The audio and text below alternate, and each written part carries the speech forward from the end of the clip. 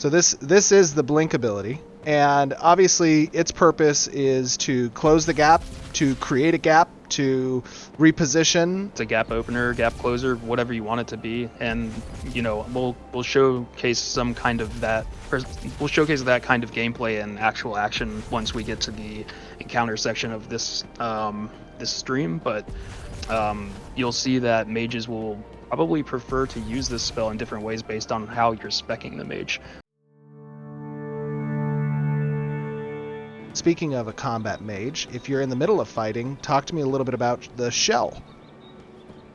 Yeah, this is a pretty classic mage spell that you've probably seen before. It's just a big health shield. It absorbs a bunch of damage and it has a duration, so usually you want to time it with when you're going to anticipate taking a bunch of damage at once. And we'll show that off too in a little bit with some of our rotations that put the mage in a little bit more danger for greater payoff. And this is kind of a short duration. Let's show off this ball of lightning. Now, John, you have done a lot of work on the tech side for VFX with regards to, how lightning kind of interacts with surfaces from a sticky surface perspective, and, just establishing what I think is a really cool even style guide and shape language for this electricity. And talk to us a little bit about what it took to create this.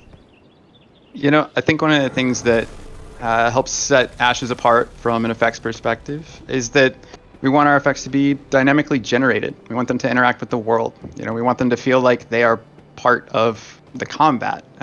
So when we come to wanting to work with something like lightning, we actually want it to seek out different, things in the world and stick to them.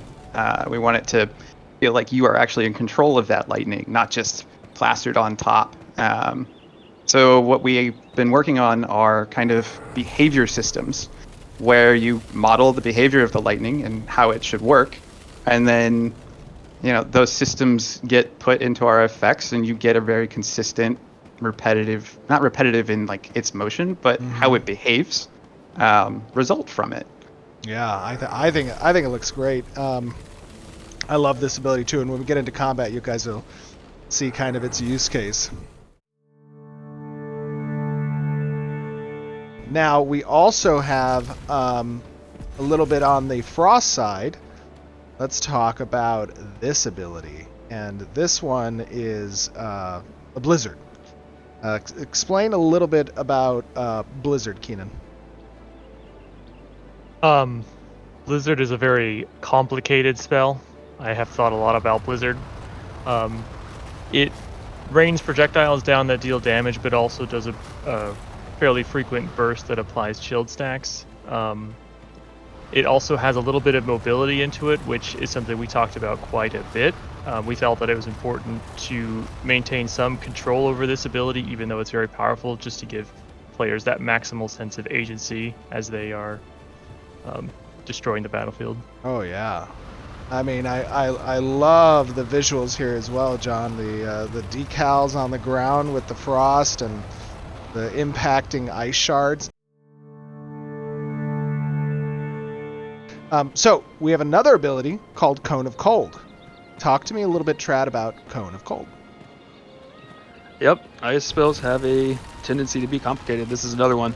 So this is a cone spell. I mean, it's pretty simple in that regard. Like, you hit enemies in front of you.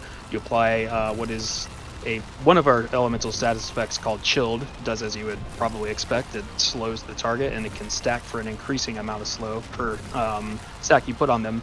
But if you might notice that there are some little crystals that it leaves on the ground there, and each one of those is a proximity ice mine that if someone steps on, it will explode and apply additional stacks and damage. So it's really good at creating area denial between your opponent and yourself, and if you force them through it, then you can count on being able to escalate your stats effects a little quicker. Now, I've aggroed this monster. You guys will notice that it's not pathing towards me, but that's because I want to show off some additional abilities excuse me, that require a target. So, Lightning Strike. Talk to me about what Lightning Strike does. Sure.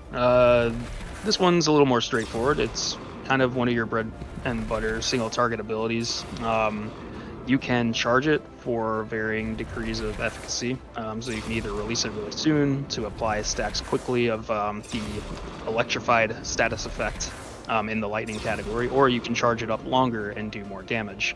So I guess I'll take this opportunity to talk a little bit about what you might be noticing on the icons on these enemies. But once you build 10 stacks of electrified on the target, you'll notice that they'll get another icon on them, and that is the shocked status effect. And what that means is that when you hit them with damage, once that thing is applied, it will consume electrified stacks with each hit you do to them while that's active to do or proc additional damage.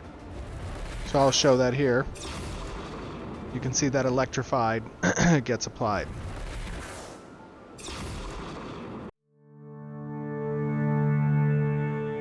But one thing also that is interesting is this elemental empowerment. Talk to me a little bit about elemental empowerment.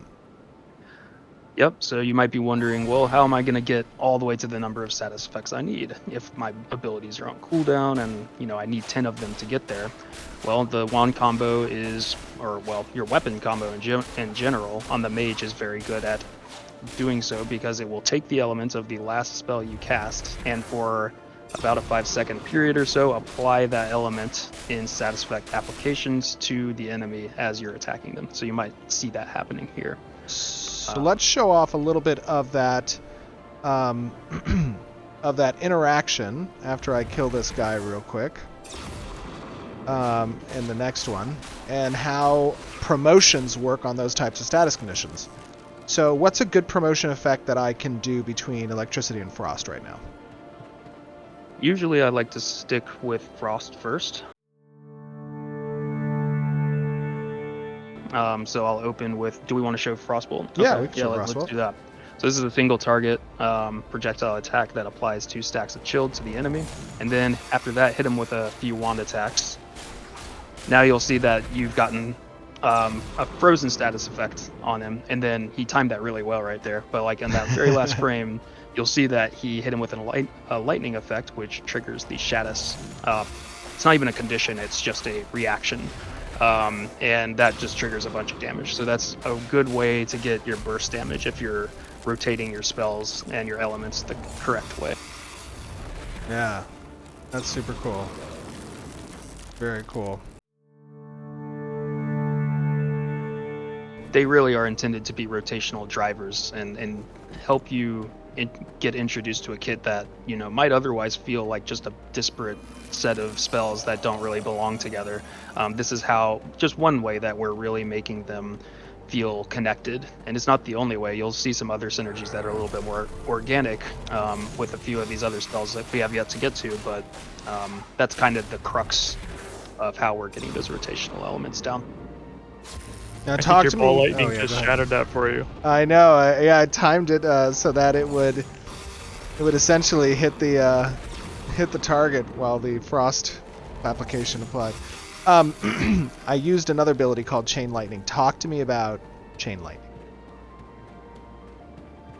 Yeah, it's pretty similar to Lightning Strike, except it's more of an AOE role that it's filling. So you won't see it here because you're only attacking one target, but if there were multiple targets, you would see lightning branch off from the main target that you have to nearby additional targets. So it's really good at applying its status effect in a more AOE scenario, which we will also show you soon. Let me see if I can... sorry, I spawned a few more targets just to demonstrate that. Let me sleep them all. Talk to me a little bit about sleep. Yeah, so this is an AOE CC that breaks on damage. It's great for creating space and setting up a window, but you can't just DPS them down while they're sitting there weak.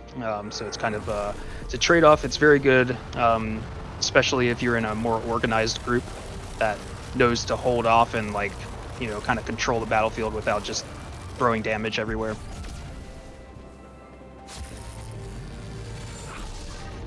Yeah, that is super cool. But now, John, talk to me a little bit about the ability for this lightning to kind of connect with these different points of collision? So, first, working with this combat team so early makes things like the idea that they want to be super twitchy and, you know, rotate the player while they're casting it very obvious from the start as a, you know, a huge challenge. So when we go about designing these systems, we're looking for not only does it look good, but is it performant? And, you know, building out the systems that can look for all of the players, the ground, collision objects like trees or rocks, and not only like collide them, but avoid them, is just super satisfying. Yeah, I totally agree. And that's one of the cool things, you know, you were talking about, like looking for that collision. And one thing I want to demonstrate on that comment is, let me see if I can find a good spot to showcase that here. Hold on one second. Let me just spawn a little dude maybe right here-ish. And then, oh, actually, no, wait. We got a friend. Let's use him. Shit asleep right there. Okay, and then let me get behind this rock. Whoops, sorry guys. I'll launch around this area here. Oh, that looked so good. Did you guys see that cool. arc? That was so cool. All hacks. Talk And to you us can about rotate that, John. while you're casting. So we wanted to really pay attention to that player agency that's been so important for the combat team. You know, if you're able to move and rotate and get out of the way, and your effects suddenly disconnect from you or don't feel like you're in control of them anymore, it doesn't look right. And we really want it to look and feel interactive and fun. You know, we don't want you to turn the effects off. We want you to enjoy it. Yes. I'm definitely not used to seeing such like grounded lightning in games and MMOs especially.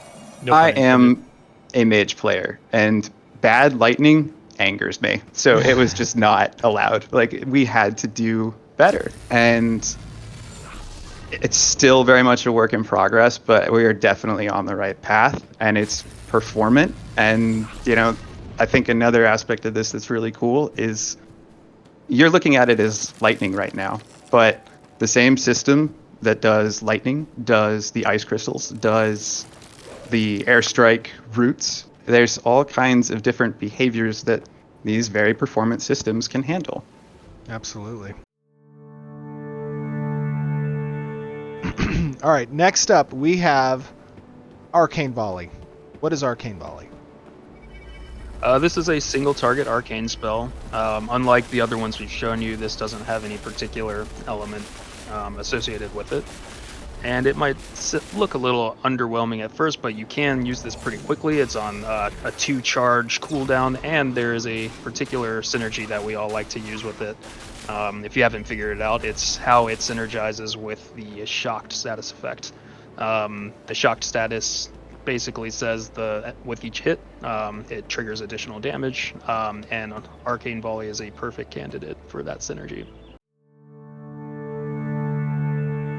I'm gonna do my best to salvage this situation here. Got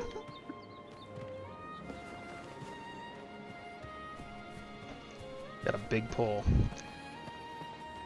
Alright, so first I'm gonna thin out this encounter a little bit. I'm gonna demonstrate one of the more single I just want you to know, Trad, real quick, that prior to you thinning out the herd there, that if it wasn't for my training all of those creeps, you would not have had this a spectacular opportunity to just showcase the sheer AOE potential in this kit. Oh, I see. We're skipping straight to that then. Alright. And he can do it without the cooldowns too. No pressure whatsoever. Alright, no, let's set our cooldowns back turn too. your cooldowns back Yeah. on, yeah. He can do it. Oh, yeah. Alright, doing it live. Let's see, first, So walk us through kind of what you're going to use. so because this is going to be more of an AoE combo, I would say one of the better rotations for this is almost one of the more battle mage-like rotations. So that this is going to be something you could almost expect from like maybe Mage Fighter or something like that. You know, I'm going to equip the Great Blade. So this is just to show that, you know, mages use non-conventional weapons in Ashes of Creation. We're going to show that off soon. especially with what we showed you earlier, the elemental empowerment spell. This will actually apply to all things that you hit in your cleaving radius with the greatsword. So here we go.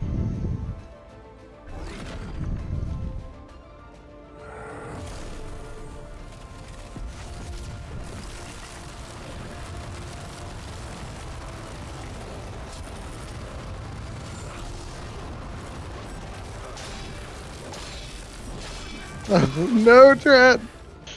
Oh God. All right, I'm gonna shelf the AOE one and go to the single target one, and then we'll do the AOE Alright, one sounds again good. after that. All right. So this is a little easier one. Here we go.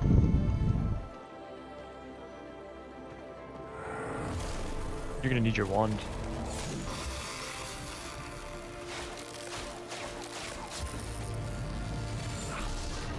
Oh, okay. Yeah, some big deeps there. And that's because of the shattered.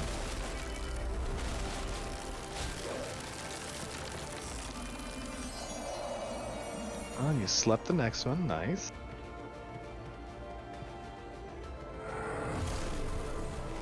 I love that ball.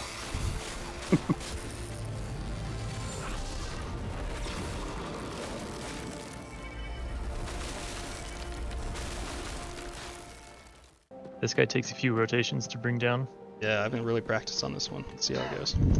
And now, Keenan, talk to us a little bit about kind of the process that goes into creating these, class kits for Alpha 2. Your strike team has been hard at work in kind of developing phase 1 and phase 2 of these. What exactly goes into those phases? Well, it's pretty much a 3-phase process. Phase 1 is very open-ended. We pretty much try everything under the sun, and we put it together in every way we can imagine, and we try to figure out what we like and don't like and iterate fast. Like we usually do playables like twice a week when we're in that phase. What you guys are seeing here is actually abilities that are in the process of passing phase 2. So they are approaching levels where we are happy with how they play, happy with how they look, and some details may change over time, but generally speaking, this is what we're going for. And from here, it would mostly just be like polish and assets and just getting like external feedback and stuff like that. Very nice. Trad, I liked your use of slumber there. You're in a precarious spot. Oh God. Oh my God, Trad, I am literally on the edge of my seat just watching this, hoping you don't turn into ash. Oh God. Trad! Ow. Oh my gosh, that was crazy. Clutch shell. I wanted to make it look close, It's good for the audience. Uh-huh, yeah. Yep, me too. Dude, the aggro range on these things. I see why you aggro everything so often. Do you see what I mean? This is what I'm having to deal with right now.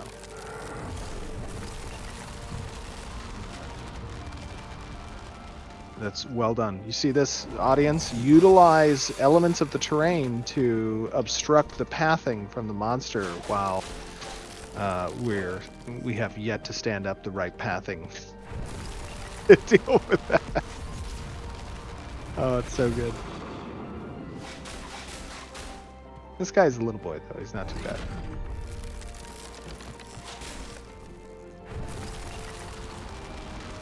This is just more of like the single rotation kit. And guys, just to give you context here as Trad's doing this, again, we were taking a little bit of a direction here with this showcase. We wanted to kind of give you just how we do things from a combat arena perspective and development perspective and how we iterate. As Keenan was talking about, there are multiple iterations that occur during phase 1 development, twice a week almost with that strike team.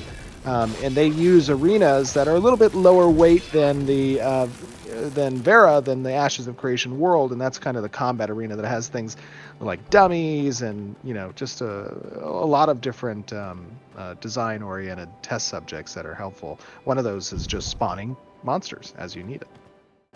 Yeah, one of our guiding theories is that the more iterations we can execute on, the better the game will be. So we're all about minimizing that time to iteration.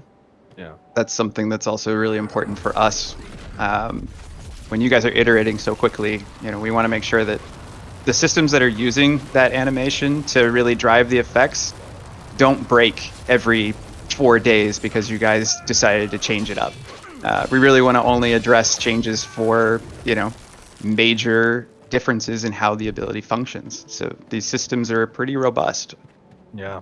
And I noticed there, Trad, when you were swinging with your greatsword, you had that elemental, is it elemental empowerment? Elemental empowerment. Yeah, that's kind of what I was alluding to earlier. Like, it's not just the wand that interacts with these different abilities. Different weapons have different synergies with class abilities, which just it introduces that extra level of depth, right? It's like, how can I maximize the effect of this? And it's like I'm trading, in this case, my ranged potential for the ability to apply these status effects in a more AOE regard, which makes the greatsword a lot better for dealing with packs than the wand.